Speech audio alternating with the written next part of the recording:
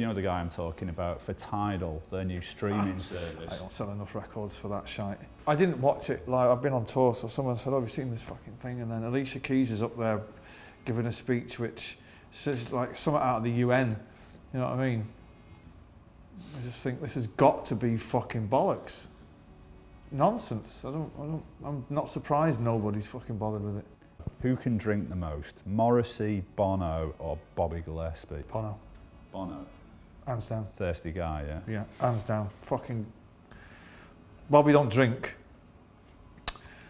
Morrissey's good fucking crack, man. He can drink. And remains... Doesn't really get drunk though. Remains equally as vicious from the fucking minute you meet him till 7 hours later. Nothing will temper him. No, not in the slightest. I lighten up once I've had a drink. Yeah. Not Morrissey. No. But Bono is fucking... He's really, really fucking brilliant company. I mean, I've been drinking with him, and I've been leaving a bar at 6 a.m, and he's on the bar singing opera, and he's got a fucking gig the following night to like 70,000 people, and I'm being escorted out like James Brown, you know, fucking pissed, and he's got a gig the next night to fucking... You know. Starting to understand the sunglasses a little bit more now, you know. The sunglasses are good, man, yeah, but he's good fun. Do you wonder about how you're perceived in America? Because it's like really clear how people see you and have always seen you in this country. But do you know, what do you think Americans think of Noel Gallagher? Fuck knows. I don't know. I can tell you how they perceived Oasis. They fucking hated us over there for a long time. Particularly in the business itself. Rolling Stone hated us, MTV hated us, even our own record label fucking disowned us after about a year. They were used to dealing with corporate rock bands, you know what I mean, who turned up for shit. And I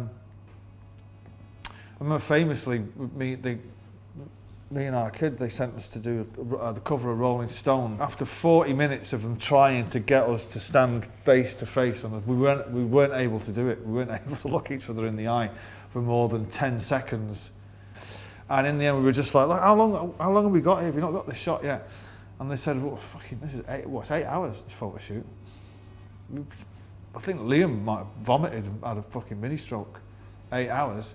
And we were like, we're not staying here for fucking 8 hours. And they were like, it's an 8 hour shoot. And the woman from our record label was going, we had you for 8 hours. And when she said those words, I don't think it lasted 8 minutes after that. Just like, we just fucking walked out. Like, 8 hours on a photo shoot? Fuck off. You know, actually, you're not the Rolling Stones. You know, it's just a fucking shitty magazine.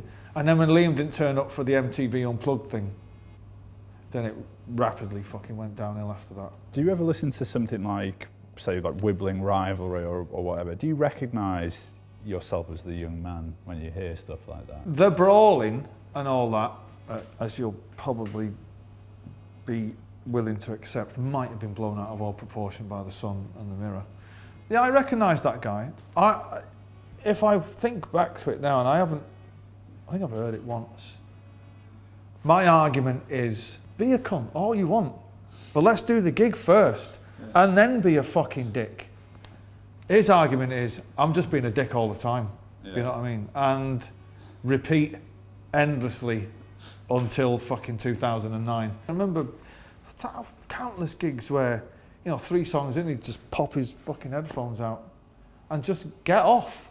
So you'd be doing a guitar solo and you get to the end of the song and you think, oh, it's not that mad for him just to disappear during the guitar solo and not sing the rest of the song. Yeah.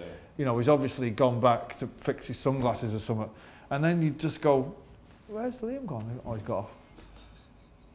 What do you mean he's got off? Got a sore throat. It's like, what a cunt, do you know what I mean? And you'd have to kind of go out and say in English to a load of perplexed Japanese people who were there kind of doing this. You'd say, okay, I know you don't understand what I'm fucking saying, but what's happened is the singer's got off and they're like, okay, all right, you don't get it. Like, so I'm going to have to sing the fucking, I'm going to have to sing the rest of the song. And then you start singing and they're all like, oh, I don't know, what the fuck's going on here? Where's the singer gone? But I could never forgive him for that, you know what I mean, ever. I remember really, really clearly hearing the kind of single release version of Setting Sun, the song he did with Chemical Brothers for the first time. And not only did it blow me away, but when it got to #1, it was just like, this is the weirdest song that has ever been at #1. Chris Evans refused to play it, which is such a fucking achievement. Yeah, I would normally never agree with him about anything, but I remember I listened to that song on Magic Mushrooms once, and I was afraid of it for a few weeks afterwards as well. You know. You're the devil in me, I brought it from the cold. You said your body was young, but your mind was very old. That was a crazy song. I mean, how did it come about? We were at a festival somewhere, and Tim Burgess had just done a tune with them, and I might have said to them words to the effect of, "What's he doing singing your fucking tunes? I'll do one better than him." And the ball started rolling from there, and they sent me the drums with that thing that just went meow. That was it. And I was like, what the fucking am I supposed to do with that? But I have to say, it's one of the, I'm as proud of that as I am of anything that I wrote with Oasis or continue to write now. I did the vocal in 2 takes. They famously tell the story that I arrived in a black cab and said to the taxi driver, "This is a waiting return, mate, this won't take long." And he sat outside for 20 minutes. I went in and did it, and I said, "Well, I'm going to get off now." And they were like, "What, fucking hell, what? Is that not you just warming up?" I said, "No, that's it."